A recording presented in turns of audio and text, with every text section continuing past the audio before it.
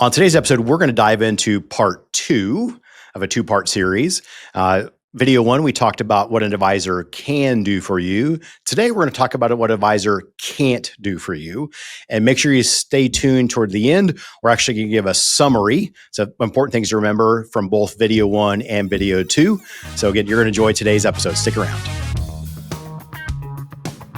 Back for another Your Retirement Elevated podcast. Walter Storholt alongside financial advisor Scott Dugan, the leader of Elevated Retirement Group, serving clients all across the country and helping us out here on the podcast with just great information and guidance when it comes to planning for retirement, getting healthier from a financial standpoint in our lives. All of it's good stuff. And as he mentioned, it's part two of our series on can and can't, the things your advisor will do or not do for you. And we're focusing on the can't side today, but that doesn't mean it's going to be a negative episode, Scott. So there'll be some important lessons here, though. I think it's back to setting proper expectations. Because I think that, again, we talked about misconceptions. There's just misconceptions about what an advisor does. And I know in our last episode, you made a good point. Gone are the days, an advisor is not a stock picker. Mm-hmm. They don't have a crystal ball. They're not like the keepers of information like stockbrokers of yesteryear were. When we talked about what a good advisor does. So really today is, hey, make sure if you're working with an advisor or you're thinking about working with an advisor for the first time, just understand the proper expectations going in, because it's what's going to be best for you. But also, if you start to hear things that you're being told, the light bulb may come on and go, yeah, you know what? They're focused on this, but can they really deliver that? That sounds like a pitch. That's kind of a, I went to a dinner seminar, at a steakhouse, and they talked about all these fancy things. These things will solve all my problems if I just come in and meet with them. We want to make sure what reality is and what a human being that's an advisor can do. But today we'll talk about the can'ts to arm you with good information going forward. So I found something for you, Scott, because I know you're a big Nick Murray fan. Yes. And I found an excerpt from one of his books that I think sets the stage nicely for the four main bullet points that we're going to give about the things your advisor can't do for you. And Nick Murray wrote in his book, an advisor cannot with any consistency or precision forecast the economy.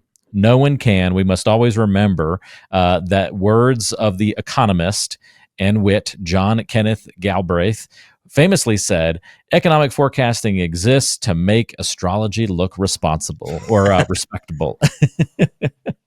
Either one would probably work. Yes, and it's true. And yes, do we want information to look forward? But again, we don't know with certainty, that information is going to pan out. Now we want to be educated in our decision-making process, and an example of advisors, again, they can't time the markets. They can't know what the hottest thing is. They may have some insight, but again, I love that to make astrology legitimate, basically, that forecasting. And again, no, we're not degrading economists or any forecasters out there. I apologize up front. That's right. No, just reality of the situation. Just reality, yes. Well, it takes us nicely into point number one then. The thing that your advisor cannot do for you is to guarantee market returns or prevent losses from happening. I had a family member who loved saying to me when I was growing up, Scott, there are no guarantees. They just kind of use that to apply that to a lot of areas of life. There are no guarantees.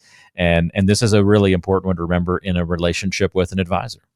Oh, absolutely. And if you think about, what is a guarantee, right? If we go to the bank and if we put money in a CD, is there a guaranteed return? Yes, it's guaranteed by the institution.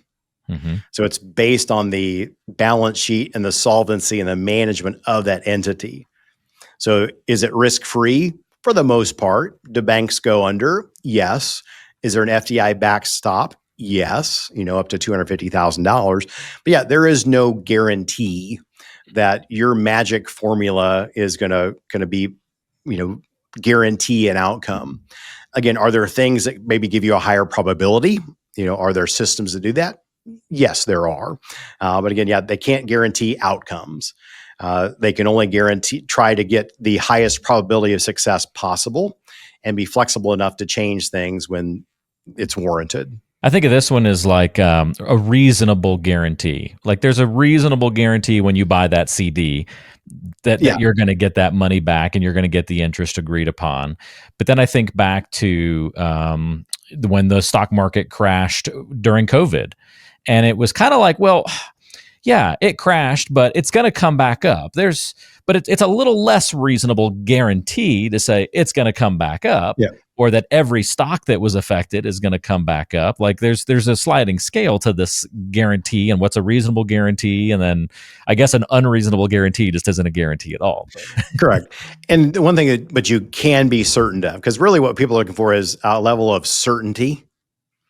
And that's a whole nother, I know we've done podcasts on that, but But with certainty, if the market is going down, I do not know when the bottom is going to be called, but I'm certain there will be a bottom that's called, because it always happens. It's the severity and duration is what's different. So your example about COVID, the government, it was a choice. It was a choice, and decisions were made to slow the economy, to shut parts of it down. It wasn't because the system was busted. Now, the markets came roaring back because of the infusion of money, and there's its own set of problems that another choice, right? Another choice, and then we've seen the ramifications of that. We've had some volatile years, and so again, the markets over time have consistently continued to go up and to the right, and grow. It's just never in a straight line. And so again, there's no guarantees, but you do always need, especially if you're in retirement, you always need a smart place to take your income from. And so in our planning process, we're going to make sure we always have a place for an emergency fund, for short-term cash flow, usually for the 6 months to 12 months. We want to know where that's coming from. So we have a war chest that we've set aside, and we're trying to accomplish that cash flow with the least risk possible. And we're trying to have as much money outside of that pool to make up for taxes, inflation, and really long-term growth. So there's no guarantees, but there is proper planning to make sure you've got a smart place to take money from so you're not making emotional decisions. Our second bullet point on what your advisor can't do for you, and this one really, this one stings, Scott. I was really hoping you could guarantee this one. Make you rich overnight. Come on. That's one of the allures of example like crypto, and I'm not disparaging it at all, but you've seen the boom and the bust of that. Yeah. And you see, people rushing into those things. That's why penny stocks back in the day were because it's the idea that if I just risk a little bit, the rewards are oversized. Mm-hmm. If I just put a little bit of money in and I'm hoping I win the lottery type of scenario. Sure, just about. Yeah. But if someone don't really know anything about those companies. No. Most of them don't have a website, right? Yeah. Because that's more attractive and more exciting than the idea of every paycheck putting a percentage of your paycheck away and letting compound interest and time be on your side. Mm-hmm. That's not sexy. That's not exciting. You can't there's not many best-selling books about, nobody wants to hear that. But I will tell you, that is the common denominator in the families that we take care of, is they've been diligent savers, and that's why they've got $1 million, $3 million, $5 million. Is not because they were the best stock pickers or they invested early in something. It's they were diligent and put money away, and it was vested in the markets, and over time it's compounded. And that's why they have what they have today. The title of that book is The Boring Way to Become a Millionaire. That's perfect. Maybe that'll be my third book, probably. Hey, there you go. You're welcome. Is your retirement strategy working as hard as you are? Get the answers you deserve with Elevated Retirement Group's information-packed toolkit. Inside, you'll get Scott's book, Exceptional Retirement, along with essential insights covering the 5 key areas of retirement planning, strategies to keep more of your hard-earned money, and how to choose your winning retirement team. Take control of your retirement today. Click the link in today's show description to claim your toolkit at no cost to you. All right, the third thing that an advisor can't do for you is to eliminate all risk. And eliminate and all seem like the key words here. Yeah, it's not possible because even if all of the money is in cash, well, then we have an inflation risk. If we have $1 million that's sitting at the bank, we have institutional risk because something could happen to that bank. There could be a bank failure. Is it probable? It's not highly probable, but it could happen, and it has happened where institutions have failed. So if we had $1 million at the bank, we're not keeping up with inflation, and we've got the risk of that institution not being solvent. Okay. So again, there's no amount, you can't avoid risk completely, but you can mitigate it, again, by having a very diversified allocation. It sounds boring, which is simply you want a lot of eggs in a lot of different baskets, and you hopefully have a team of people watching those basket of eggs. That's what you need in a lot of cases. Or if you're going to be in something that's very risky, wall it off from the rest of the portfolio so that you're, again, managing that risk, saying I'm accepting risk over here, but I'm walling it off from everything else that I'm doing. Yeah. A lot of people don't do that, unfortunately, but that would be another way to kind of, I guess, envision or approach this piece of conversation. Absolutely. All right, fourth and final point, what your financial advisor can't do for you, and that is to change your behavior for you. So they can help maybe point things out like you do here on the podcast, Scott, but we can lead the horse to water, but you got to be the one that drinks. Yeah. And I said it before, people that come to us, they have won the game or are on track to winning the game. I know I'm very fortunate that the families we work with are in a very unique situation. And they've come to us with usually a nest egg and a substantial nest egg because they've had good habits of saving and keeping their debt in check and making good decisions and having a little bit of delayed gratification. Okay. If someone comes to us and has a really short time horizon for their retirement and they've only saved a small amount of money, nothing an advisor can do, no magical investments are going to make that happen. All right. And so the educational stuff that we put out and the resources we produce, that's why people that have resources, have been good savers, are attracted to us, because that's the hardest part. They have good habits.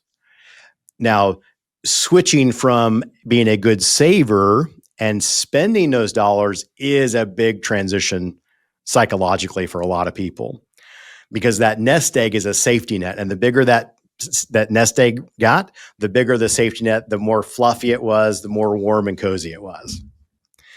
And when you turn the tap on and you're no longer saving, but now you're spending that down, even if you're just spending the interest off of it, that's a big psychological change and a big transition.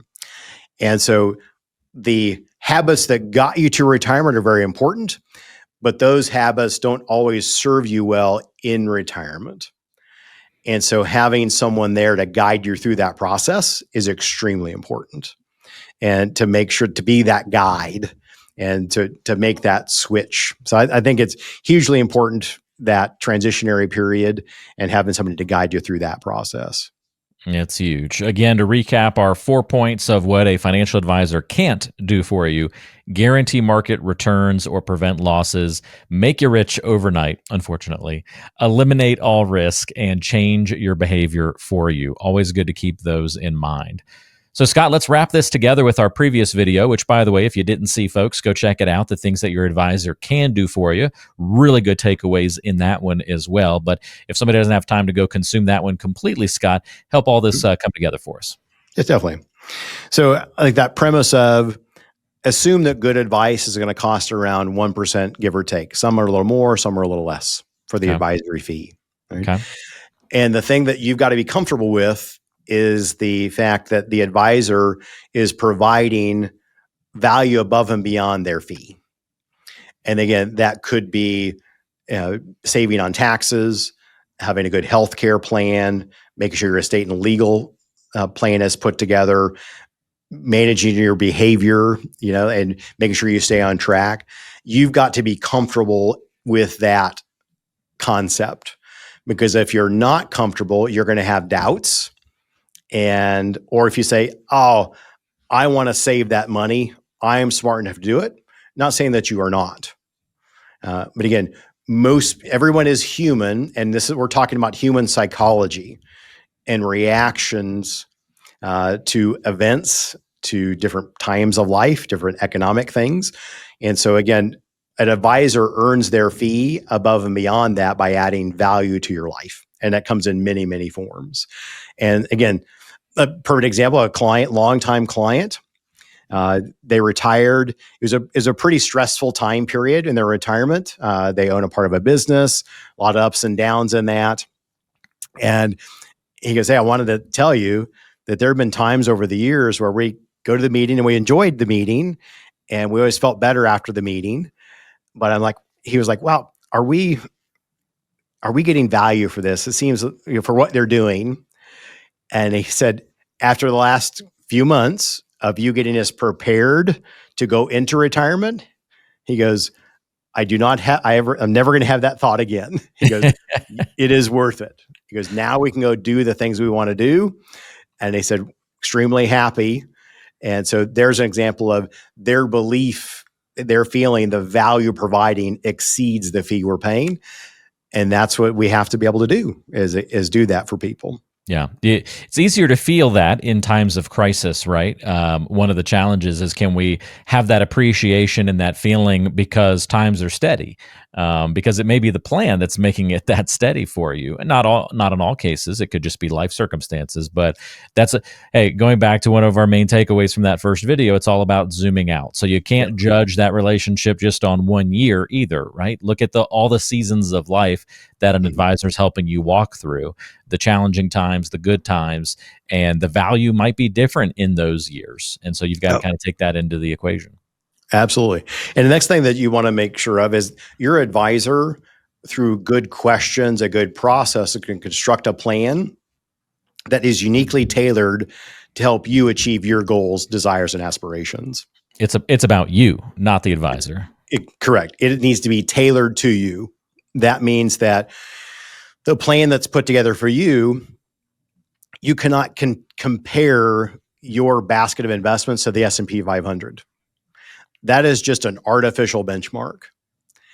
But if your plan and the portfolio that supports the plan, if it is providing you predictability to be able to spend confidently, to sleep well at night, it does not matter what it's doing compared to the S&P, as long as it's providing for your goals and your aspirations. So again, yes, we want to have good returns, things like that, but those are separate things. A good advisor takes what you want and gives you a plan or a blueprint to help you get those things. Also good to remember, when I can highlight here, Scott, just a easy takeaway from this episode was that advisors are not forecasting the economy. They're not being the prognosticators out there.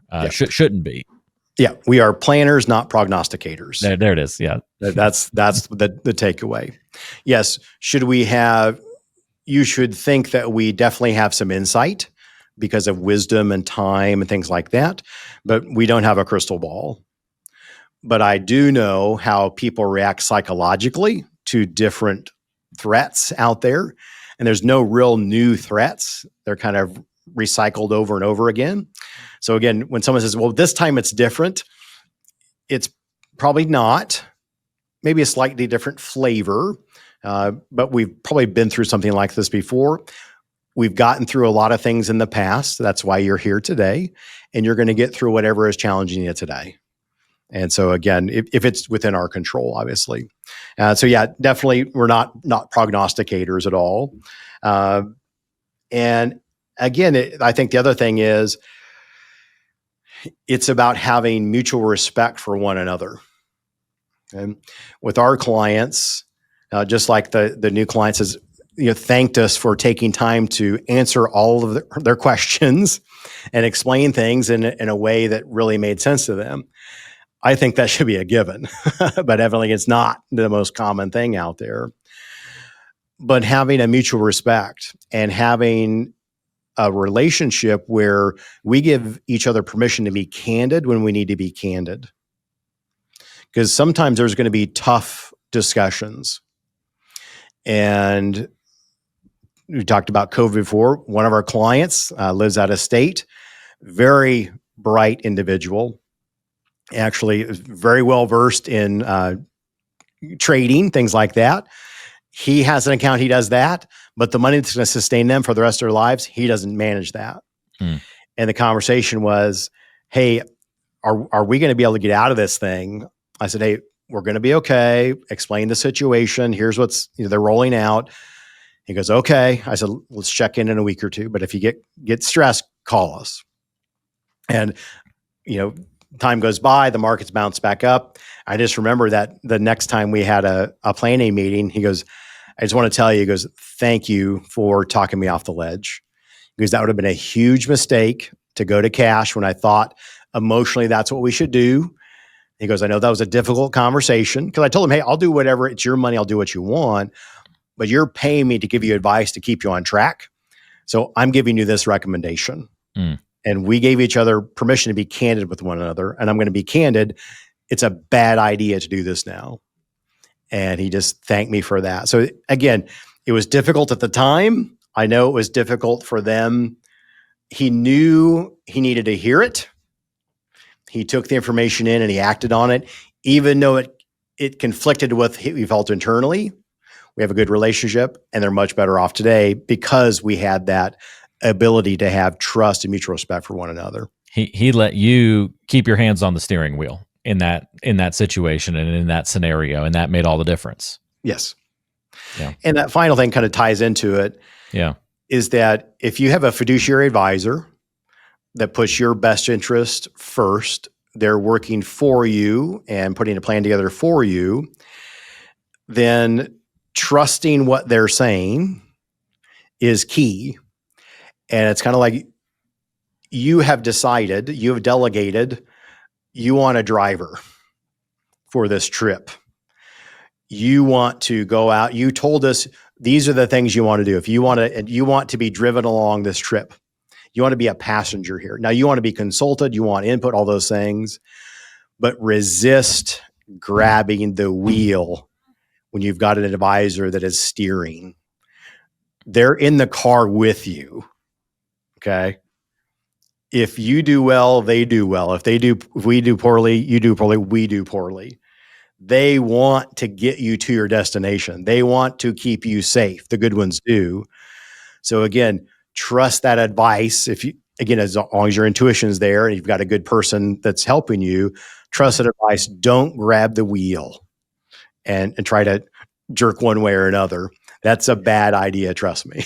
Yep. That usually leads to an accident or near misses and all sorts of other bad things. Absolutely. So, great lessons all across the board from this 2-part series. Thanks for all the details, Scott. If you would like to talk to Scott about your situation, planning for retirement, maybe something you've struggled with from a financial standpoint, how can you get that behavioral side kind of in shape and in a little bit better situation? Can you evaluate your relationship with your current advisor? You having second doubts, want a second opinion? Some of these things start rolling into just more and more questions. And that's something that a seasoned financial advisory team like Elevated Retirement Group helps clients walk through each and every single day. And so if you'd like to set up a time to meet for a consultation, you can do that very easily.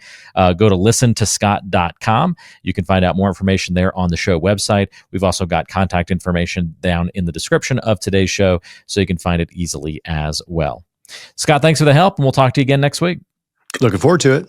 All right. Thanks for joining us, everybody. We'll see you next time on Your Retirement Elevated.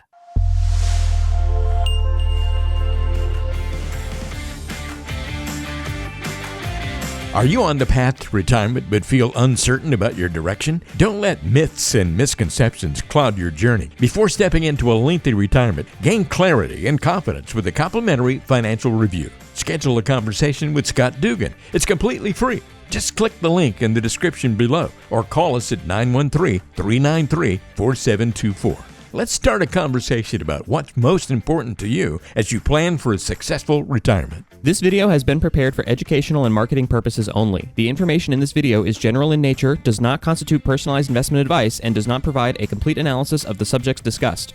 All investments involve risk, and different types of investments involve varying degrees of risk. There can be no assurance that any specific investment strategy will be profitable or suitable to you. Additionally, although information presented in this video is believed to be factual and up to date, we do not guarantee its accuracy. You should consult an attorney or tax professional regarding your specific legal or tax situation and should consult a professional advisor before implementing any of the strategies mentioned in this video. Investment advisory services are offered through Elevated Capital Advisors LLC, an SEC-registered investment advisor affiliated with Elevated Retirement Group LLC. Registration as an investment advisor does not constitute an endorsement of Elevated Capital Advisors LLC by securities regulators, nor does it indicate that the firm has attained a particular level of skill or ability. Insurance advice and products may be offered by a third-party insurance producer, which may be affiliated with Elevated Retirement Group LLC and Elevated Capital Advisors LLC. Walter Storholt and Third Wheel Media LLC receive compensation for their assistance in preparing and hosting this video.